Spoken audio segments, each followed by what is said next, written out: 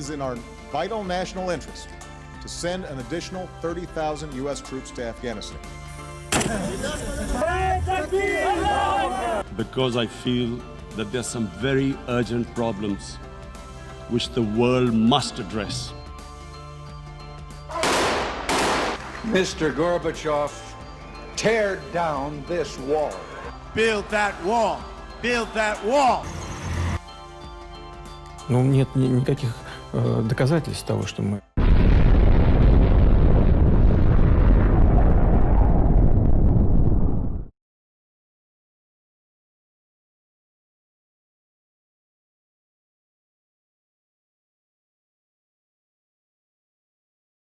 Hello Tim, thank you for being with us on the first episode of our show. It's really a privilege for a young journalist like me to have you on our show, who is such an experienced journalist and a seasoned campaigner. So thank you for being with us. Okay, Harris, despite the cricket result yesterday, I'm happy to go ahead. Yeah, Nasser Hussain summed it perfectly. Pakistan team is like that. 1 minute down, next minute up. Yeah, it's great to be invited, and obviously we both share a passion for the same things. So your book Prisoners of Geography is one of my favorite books, and it won't be wrong to say that it can be called as the Bible of geography. It really strengthened my concepts about global politics. I think it's a good primer for anybody anybody with a massive amount of knowledge in this, a professor doesn't need to read it. But I think for people that need a broad brush framing of where we are, how we got there, and where we might be going, I forgive my boasting, but I think it's very useful for that. Yeah, exactly. So let's start with Russia. I'm very curious to know that why did you start your book with Russia? I know that you, while you were covering the Balkan War, you got fascinated with this region.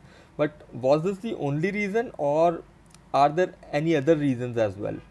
No, it's because it's such a good example of everything I was trying to explain. Because it's such a large country, it has many things in it that are examples. Whereas a smaller country like the UK. The example of the UK is the fact of it being an island, how that has shaped people's psychology, but also that therefore, given where it's situated, it has direct access into the sea lanes. So there's one good example. But with Russia, you have the examples of the flatness in front of it and how it has invaded people and people have invaded it from that flat land, and what flows from that is the desire to control that land. It has the cold at the top, and after only a few miles from its ports, they hit the ice, which constrains them. And then you look south and they do not have the warm water port. And so on it goes. And then the vastness of it makes it hard to conquer. So example after example after example, Russia is it. So I wanted to start with this huge, the world's biggest country, and then once we've got these concepts, move on to the other countries. So as you mentioned, Russia's fear of being invaded from the northern European side, which is basically Poland and the corridor of Poland, where there are flatlands, and Russia has been invaded multiple times from that region. Like we in the past, we have these examples of Napoleon and Hitler invading Russia from that region. But if you consider today's Russia, its massive military force and on the land, considering that, is there any chance of NATO invading it from that region? No, I don't. But the point is that although I don't think it can, and although they probably do not lie awake at night worrying about an imminent attack by a new Napoleon, the fact of their history lays so heavy in their mind and in their thinking that they will not take that risk. And although I genuinely believe NATO is no threat whatsoever to Russia, but it is a fact that all the Warsaw Pact countries have joined NATO, most of them, and have crept. So in their perspective, NATO has approached right to their borders. And so I understand their psyche, which is shaped by that history and by that geography. But then there's a second element to it as well, in that it's not just about Russia being invaded, it's about Russia's influence and how far it can expand that influence outwards. And Belarus is a very good example of this, because you know they're having demonstrations in Belarus at the moment. And Russia will support Lukashenko all the way because of geography, not because they like him, but because, as you probably know, Belarus connects up to the corridor at the top of Poland, which links to Kaliningrad, that little bit of Russia, which is completely separated from the rest of Russia. So if Russia loses a sphere of influence in Belarus, it loses that corridor that takes it to Kaliningrad. And so, you know, even though militarily there is no imminent threat, they will always work to keep their whatever geographic advantage that they have. Another one with Belarus, if you have time, again, you look at the map, you go straight through Poland, and ahead of you is the Smolensk Gate. And the Smolensk Gate is this river area where heavy armor, which still matters even in this day of modern warfare, would be channeled into a certain area around Smolensk. And again, the Russians do not wish to lose control of this area. And so it comes back to geography and many other factors, but it comes back to geography over and over. And as far as I understood is, Moscow's current strategy is to surround itself with buffer state. How do you think about that? Yeah, I mean, many countries do this. I mean, China, to an example, has created a buffer around it. I'm trying to think of some other examples, and there will be. I mean, I don't see them immediately in front of me on the map I'm looking at, but there are other examples.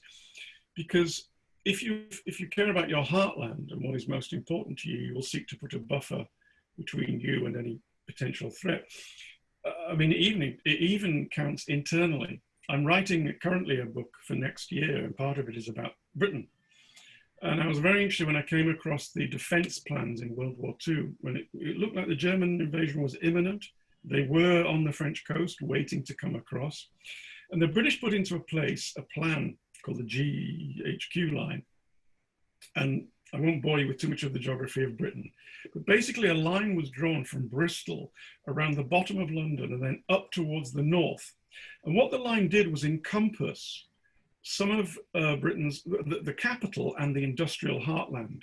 They'd almost written off the bit between them to create, that was the buffer zone of the fighting, so it would never reach the industrial heartlands. So yeah, buffer zones, again, we always come back to geography. I hasten to add, Harris, I'm not what's called a determinist. You know, it is not the only thing. Just because of your geography, it is not an iron rule, but it is something you need to take into account. When you see the geography of Russia, the nearest border from Moscow is around 500 kilometers away, which gives them enough time to defend its capital by cutting the supply lines of the enemy before reaching to Moscow. So basically, if you use terminology, this is strategic depth. So I want you to shed some light over this concept for our audience, that what is the strategic depth basically? There's two sorts. There is the first, which you've mentioned, strategic depth of the heartland. Yeah. I mean, Britain's is, because it's such a narrow and relatively, I mean, it's the largest island in Europe, but it's still a fairly small landmass. It's only 500 kilometers wide, sorry, much less than that. It's a very thin island. It doesn't have very much strategic depth. You know, we would have 30 or 40 miles and then you've reached the capital. Russia, you have hundreds of miles, which you could, and they did, have scorched earth policy to try to deter the invader. In the event the invader, which would mostly be coming from the west, reaches the capital, you can lift everything up and you can take it behind the Ural Mountains, another 200 or 300, 400 miles away. And even then you've got another 1,000 miles to go. That's strategic depth. The two sorts. the one between you and the aggressor, and then if it fails, or if you don't have one, the one behind you. And your own country is an example of that. You don't have very much strategic depth. You have some wiggle room between yourself and India before it would reach your capital. Happily, you are not about to go to war with each other. Your strategic depth is quite a strange one because it actually involves another country, yeah. Afghanistan. You would have the ability, and these are nightmare scenarios. I'm not saying that this is likely, but if you are in the military and politics and you're doing strategy, you have to factor in all these things. Your strategic depth, you fall back into Afghanistan, and then you gather your strength and come back. But to do that, you need a friendly government in Afghanistan. You can't be falling back into another hostile place. And so that means that your politics will always seek to have a friendly government behind you, if you're looking at things in those directions, whilst preparing in case something awful would happen in front of you. And I think that these broad brush, and I really am painting with a broad brush, I think these broad brush concepts are not actually widely known. And I think they're actually relatively simple to understand. And that if they were explained more to people in the news or in geography lessons, however, I think people would have a better framing of why events happen. Well, this was my second question, but as you answered it, sorry. No issue. So, this is I wanted to know because if we consider our geography, Islamabad is approx 200 kilometers away from the nearest border, which gives us less time to react if a force, or let's say if India tries to invade us. So this is, I always wanted to know that if the concept of strategic depth is always in front of you, so why Pakistan always considered Afghanistan as their strategic depth, and why the point of leaning backwards? But thanks to you, you cleared my concept that if this is the case, if your plan A fails, then you lean backward to another area from where you can cut the supply lines of enemy and retaliate and come back. So thank you. Again, I am painting in crude brushstrokes. I mean, you know, obviously there's a lot more to Pakistan than just the area in front of the capital and then behind it. I mean, Baluchistan, you have a form of depth there because, you know, it's so big and it would be so difficult for anybody else to operate there because it's a pretty hostile terrain. And of course you have your mountains. I mean, you know, there is much to Pakistan. But in the broad brush, crude brush strokes, it is about looking that way towards India and then behind you if that doesn't work. Let me ask you an interesting question. What do you think, which country has fully utilized its geography to the maximum and which hasn't? I think Britain has used its geography very well. Not always for good, but for its benefit, shall we say. Yeah. I mean, it harnessed its wood full of forests to make its first proper navy that could really get out there. Then it harvested its coal when we switched to coal and became an industrial power, the first one. And I think it's leveraged its position quite well. Again, I'm looking at a map, and some people don't have very much of a head start. There are some places which it's not their fault necessarily that they haven't been able to exploit. Democratic Republic of Congo is a very good example. Yeah. I mean, it has all the cobalt that the world needs, but it's not getting the benefits from it because everyone's fighting over it. So, you know, it has in no way has it taken advantage of it, but other people have taken advantage of it. So it partly is about the strength.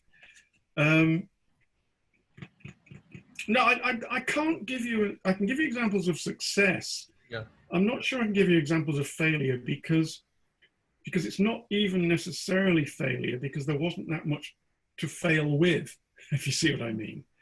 Whereas the ones that had the ability to be successful, the United States, some of the Europeans, and the Russians. And what about Pakistan?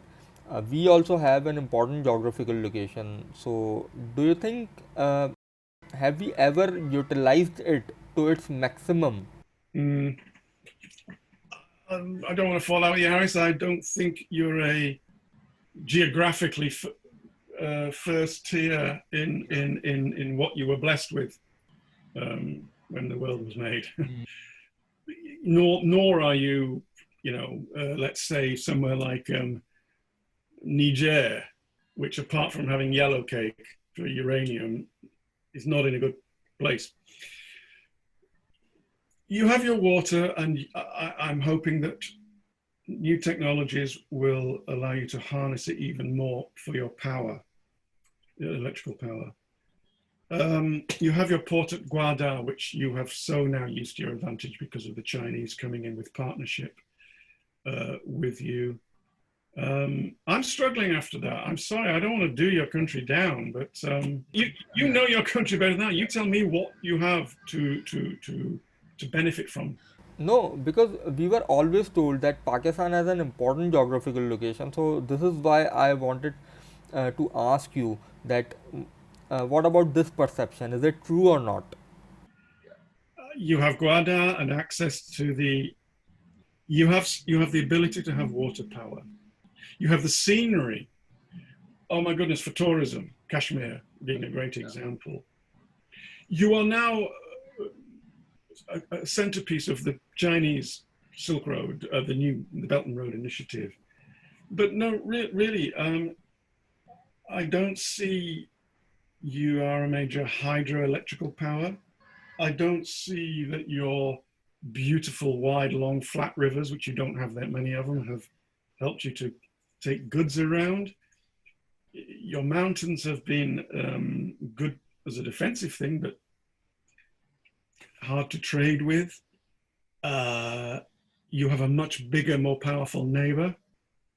No, I am happy to be corrected, but if you're talking about prime location, it's not the Danube Basin. And there is also another country which has fully utilized its geographical features and potential, and of course it is United States, having access to the Atlantic and the Pacific at the same time, and having Mexico as a buffer state between itself and South America, and Canada on the other end as a cooperative neighbor. So what do you think, how did they achieve this feat? It goes in stages. Obviously, the manner in which it went from shore to shore, like many of our histories, has its very dark moments. Every country does. There's nothing particularly special about them. But once you have, what you have in between is the best farmland in the world, the greatest waterways in the world, which are connected to the farmlands, which connect down to some of the best ports in the world. You have, from the early days, a increasingly educated population, and a country which becomes richer and richer, and then from that grows better and better education and innovation. You have a young nation with a startup mentality and a can-do mentality. See, all this comes together. Then you have this two-ocean power. You can project both ways, and you even have the money to build a navy big enough to simultaneously project both ways. From that, if you choose, you can go around the world in various ways, just by trade, which is what the Chinese are mostly doing, or trade and a little bit of aggression from time to time, and you can police.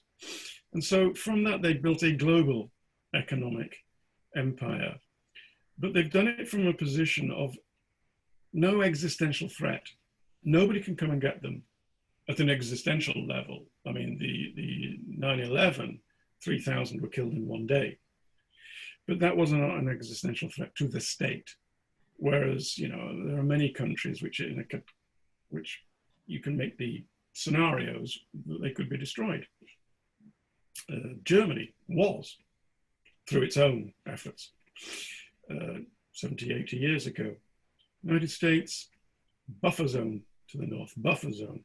to the south, oceans to the east and west, 3,000 miles across, fantastic farmland. I mean, it's just in a perfect place. And so it's not written, nothing is written. It's not inevitable. Well, actually, I think it was inevitable, but that is determinism. They made the right choices. They took what they had and did everything that they could with it. And I think that's the genius of their success. So, in this age of rapid advancement in technology, when there are mass destructive weapons and conflicts can go beyond the reach of geography, do you think it is still relevant? I'm often challenged, and that's a good thing, that geography is no longer relevant because of technology. It's just not true. It simply changes which bits of geography are now relevant. I will accept that I used to be able to, I often think in terms of warfare, and it's not all about warfare. It is about trade and rivers and many things, but often it can come down to this, I'm afraid. 500 years ago, I could stand 100 yards away from you. You cannot harm me. Technology then took it down to 100 yards with it, and then it took. So all the time, geography was important, even as technology advanced. Okay, at a much bigger level, cruise missiles. You don't need to now invade a country to really hurt it, or even air power. But air power is a better example. Geography didn't suddenly not matter because I can fly 1,000 miles and bomb somebody. Because it then mattered how close I can get to you, the bits of territory I control upon which I can build an airfield. So the geography was just as important. It just changed. And I'll give you the ultimate example, and that's space. How high is up?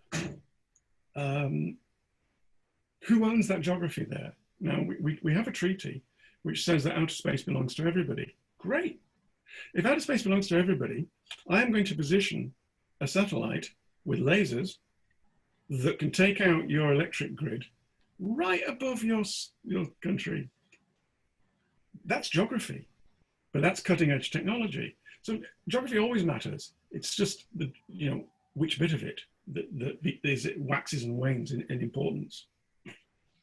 Talking about warfare, in this century, we have seen that regimes came up with these ideas of using proxy battlegrounds for them and buffer states. So, do you think homeland geography is still that relevant today as it was in the past?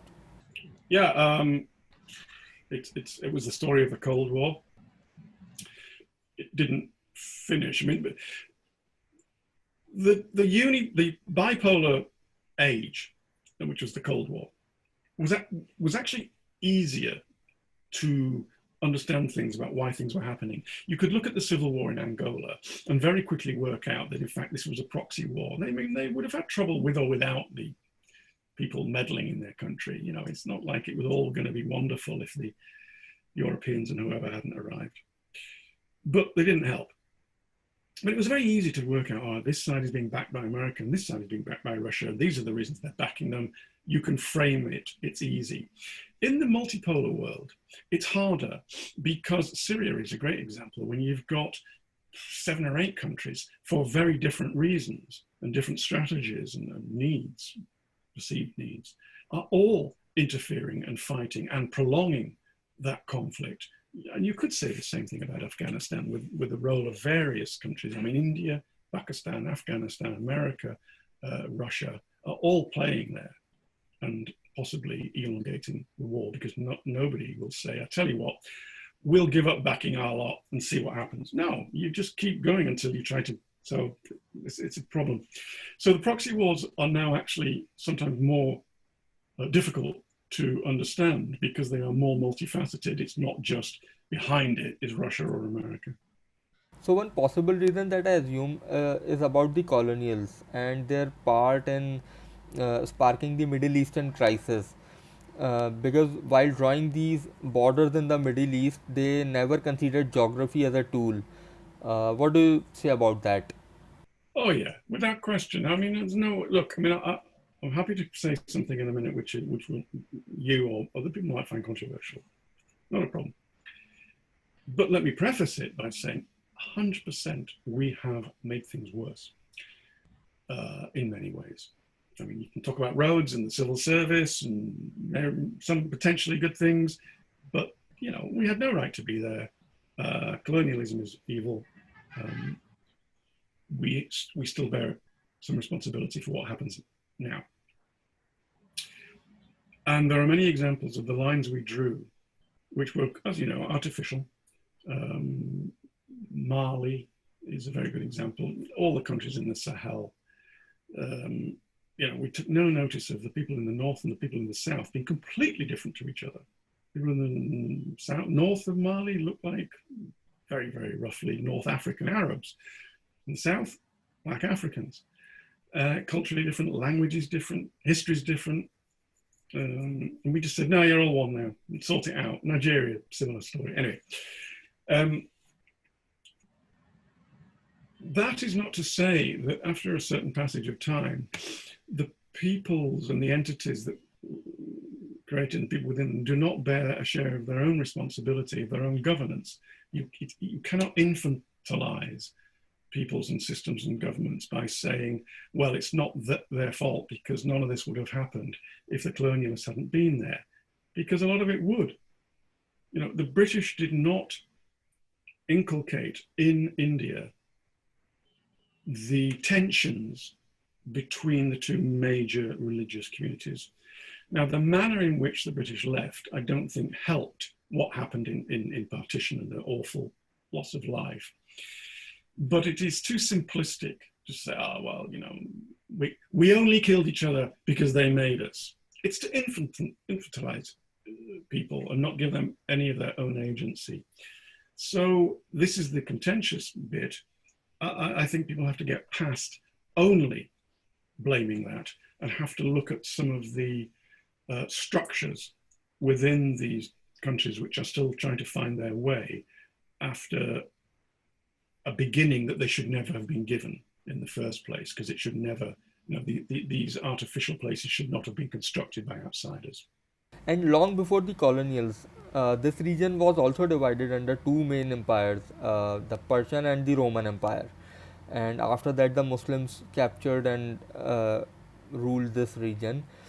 So, do you think the changing of these borders and these lines throughout the history has an impact over today's modern Middle Eastern crisis? Yeah, I agree with you, Harris, but the difference between the Romans and the Ottomans is that they did not see them as single entities. I mean, Iraq, the Ottomans would never have dreamt of thinking that the Northern Hill people, the Kurds, were the same people as the Marsh Arabs down at the Shatt al-Arab waterway. And yet the British came along and said, you're all Iraqis. So I know the point you're making. The other point that I would have made is that if you really think that all the trouble in the Middle East is only down to the colonists going and stealing the oil, I don't think you give much, I don't give that much credence, because as if, for example, Saudi Arabia took large parts of Arabia and said, we will have this.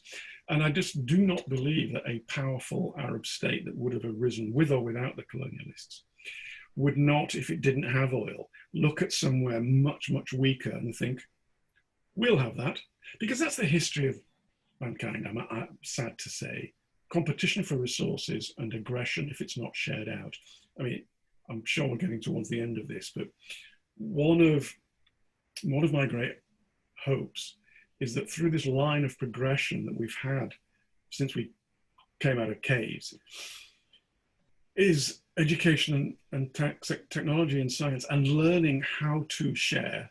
And we can compete, but we also must learn how to share. And I'm hoping that technology and renewable energy will reduce an awful lot of the tensions between us, and then we can actually share things out.